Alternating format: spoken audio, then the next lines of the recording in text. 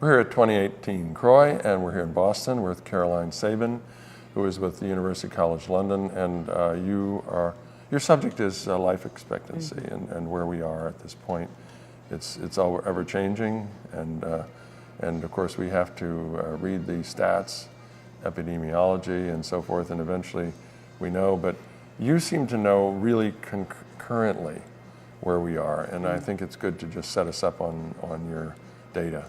Well, I mean, what I did was I reviewed the data from globally, actually, not just from our own data, but I think what's coming through pretty consistently from many, many different settings is that life expectancy of people with HIV is definitely improving.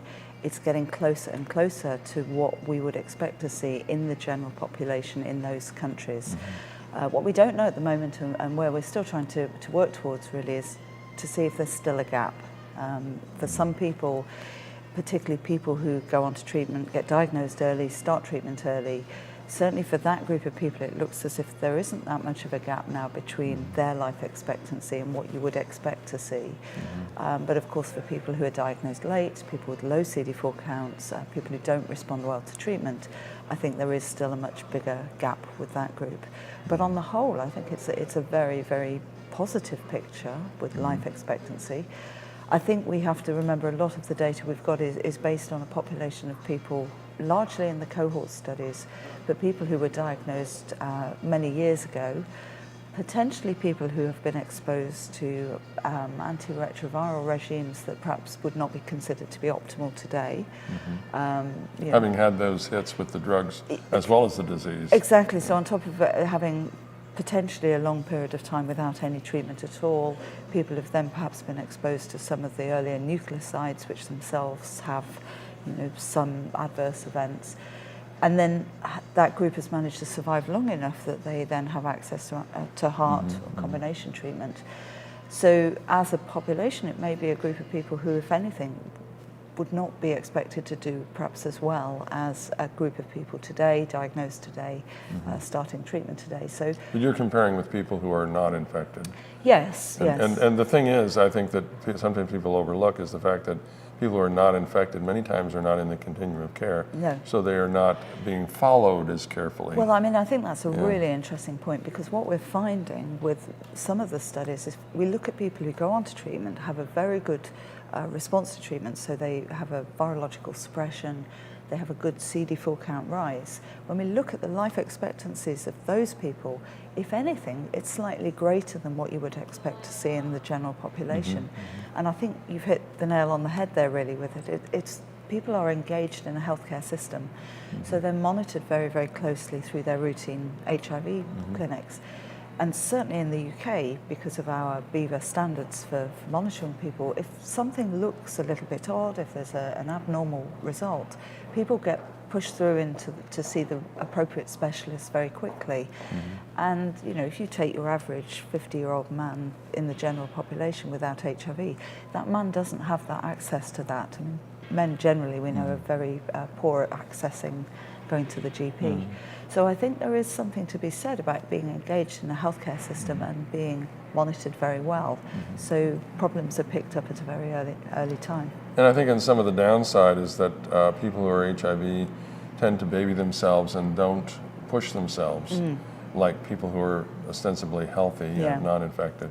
So, I mean, you have it going both ways, but I think... Yes, and I mean, bear in mind that we know as a population of people, not individuals, but at a population level, people with HIV do tend to have, they're a group that does have a higher rate of smoking, higher rate of substance use, other viral infections, CMV, for example, is much more common in many people with HIV.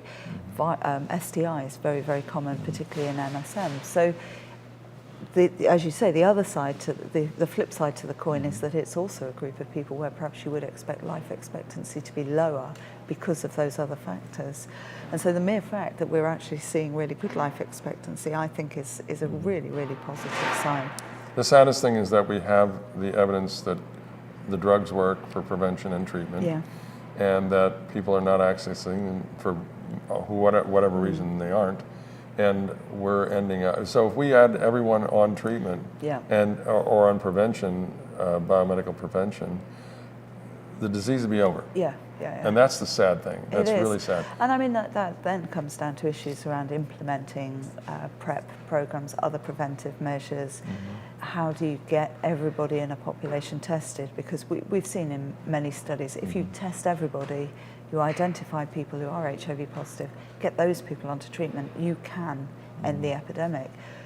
But logistically, it's so difficult to do that. And I mean, that's what we're working towards now. And I think, you know, if I sit with you in 5 years' time, I think the world may be a very different place when we see how PrEP is implemented.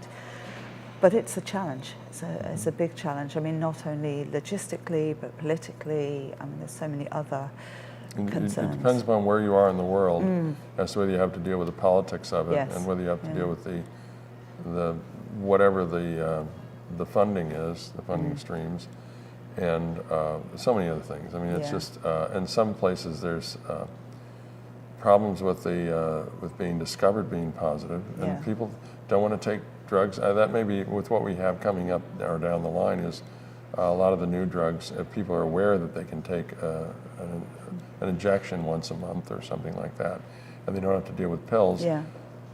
Their families usually know, but sometimes their workplace, if they have to take them during the work. Now, people today, even for a long time, were taking them twice a day, taking them morning and evening. So they wouldn't have to be discovered through taking pills. But on travel, when they travel out of town and they're with friends, it's very difficult. It becomes obvious. Yeah, no, I mean, we know that people are not particularly good at taking treatments generally. I mean, we see that with antibiotics. We see it with many things. I mean, we're all human. We all forget to take tablets. I mean, I do think going forward, the new modalities of treatment, so as you say, long-lasting injectable treatments, will change the world completely. That'll be over that hump of vacations and for forgetting, forgetting your medications when you're on a trip, or losing them, or misplacing whatever. And we used to have, there was days when we thought that we could do treatment interruption, which was fine, but it didn't work, and or it wasn't effective. It was actually, we proved that pretty quick. So we really do know that people that, at least for now, people that take treatments need to take it every day until we get those injectables that are there. But I think that's no reason for people to stop or say if they're not available today, they can start those once a day and move to that at some point. But it's just a matter of getting people to know that if they get on treatment, that treatment may change the course of their disease. They will be healthier for having gotten on earlier.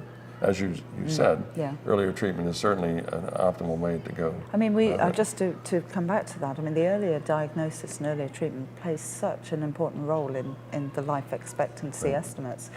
What I presented yesterday was a couple of studies, one from Thailand particularly, where the researchers there looked at life expectancy according to people starting treatment at different CD4 counts.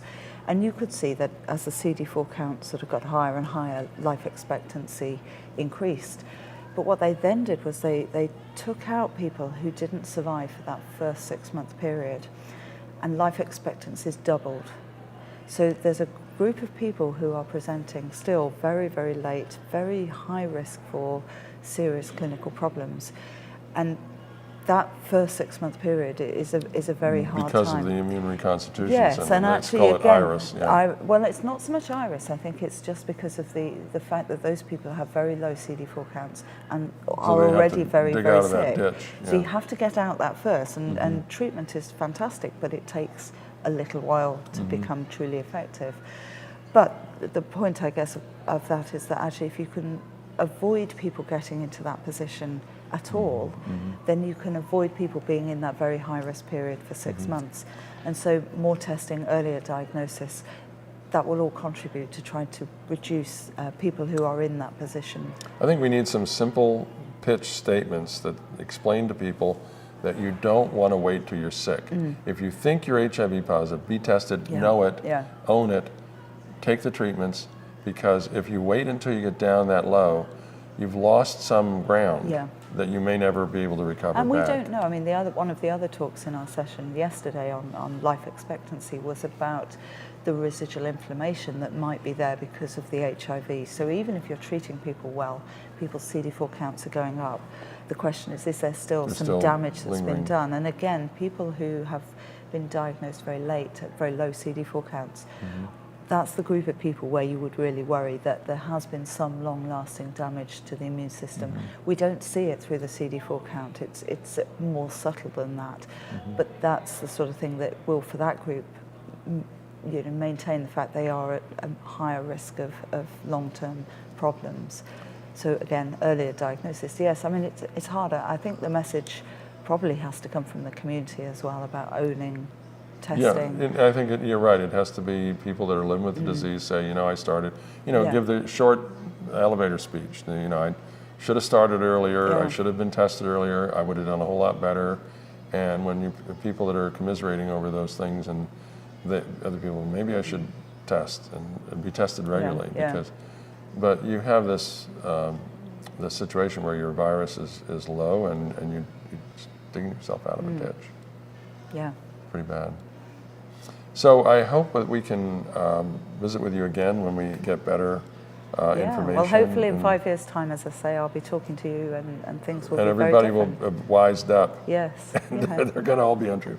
Wouldn't that be a wonderful time? Well, the thing that we looked at in Australia, this study that you probably are aware of, that shows the people that got on treatment and how the country is like gaining ground on the new infection rate. So, well, I mean, also in the UK, for the first time ever, we've seen a reduction in new infections in MSM. I mean, it's amazing. We've not seen that for 25 years. When you make a strong commitment, it takes a plan to say, we are making this like they did in San Francisco. Demonstration projects are really good because they show strong evidence in the real world of what you can do. Yes. And every time we've talked about that, when we start out with PrEP, everybody was talking, we need a demonstration project. We did them, we proved it, and we moved on. But there's still places that are not using it. And I mean, I think we also shouldn't underestimate the problems of taking PrEP out beyond the populations that it's being used in at the moment, because I don't want to say this in a negative way. In a sense, what you're getting with PrEP at the moment is the easy population. It's very high-risk people who need PrEP, but it's a group of people who will take it, and actually there are ways that you can get PrEP out to that population of people. I think the problems are the greater challenges are going to be taking it out to, in the UK, for example, people who inject drugs, or to some of the heterosexual people who don't perceive themselves to be at risk, don't even know that they're at risk because it may be through partners that they become infected. So how do we get PrEP out to those people? Because it's a very different population. Well, and there's also the iBrigade, which, with Jean-Michel Molina, that talked about the fact that you can give it for, as Susan Buchbinder said, as seasons of love or sex or whatever you want to call it. It's when, if you're not having sex all the time consistently, then there's a way to address it without having to take the PrEP all the time. But you just have to be but you have to be aware that you're potentially at risk and you can take it. So. And how to do that safely and carefully.